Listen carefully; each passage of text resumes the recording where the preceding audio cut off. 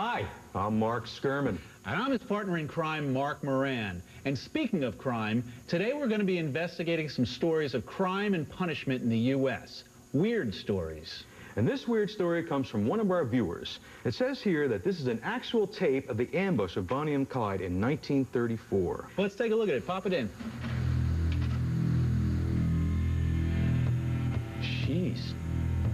That's Clyde there.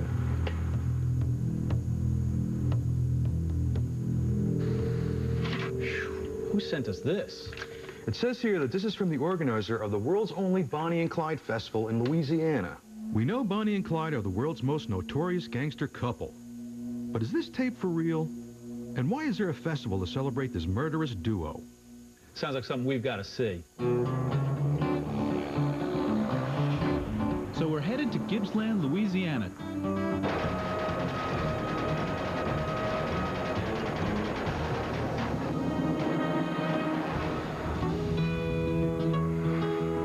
Parker and Clyde Barrow are born into dirt-poor families in rural Texas.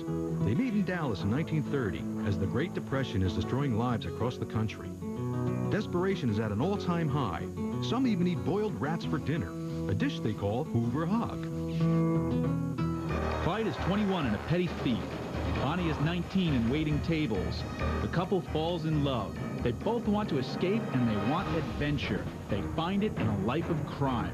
No other partners in crime have been more romanticized than Clyde Barrow and his petite gun-toting mole, Bonnie Parker. From 1932 until 1934, the Barrow gang was the terror of the American Southwest. They'd race down remote country roads like this one, only stopping long enough to rob anyone who got in their path. And in their wake, the death toll grew. But Bonnie and Clyde don't start out as slick bank robbers. In their first robbery together, the couple is stopped by a night watchman. They flee empty-handed and then get their car stuck in the mud. The duo runs to a farmhouse, but they find the farmer has no car, just 2 mules. Clyde says, "We'll take them," and the couple makes a bumpy bareback escape.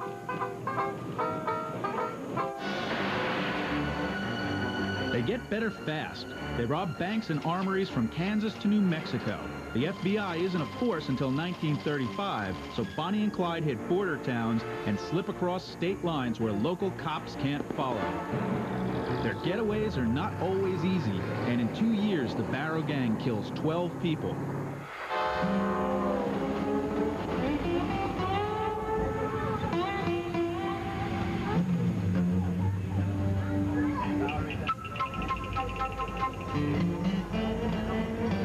So why does Ghibsland celebrate this murderous couple from America's past? We asked Bob Higby. He plays the town sheriff during the festival's bank robbery reenactment. So why do you think they were so popular in their time before they were killed? They robbed little banks like this. The banks at the time, it was the Depression, so the banks were foreclosing on the farms. And so a lot of people in every small town were out of business, didn't have property because of the banks.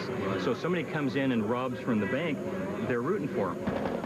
Now, hold on a minute, Sheriff. How can that be? They're not just bank robbers, they're murderers, too. To the public, Bonnie and Clyde are Romeo and Juliet, with guns.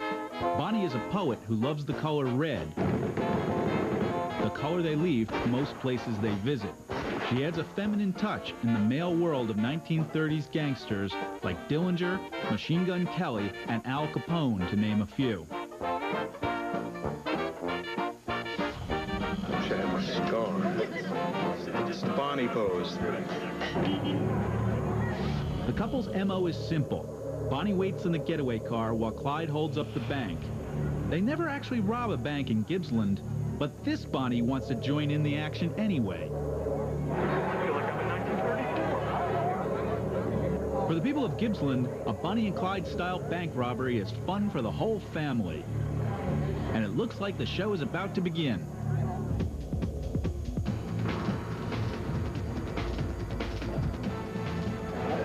Come.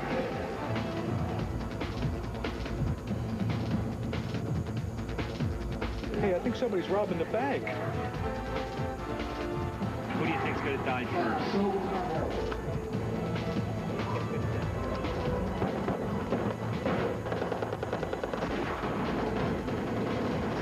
Yeah, I think we're in the crossfire.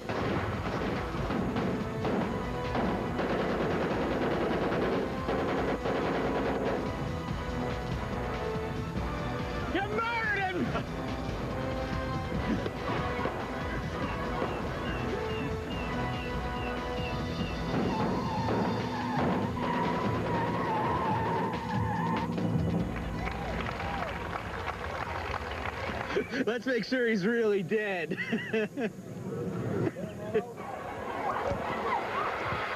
Well, they sure know how to throw a party here in Ghibsland. In February 1930, Clyde is sentenced to 14 years of hard labor for burglary and sent to Easton Prison Farm in Texas, a place inmates nicknamed Burning Hell. Here, Clyde is viciously beaten and tortured by both the guards and inmates.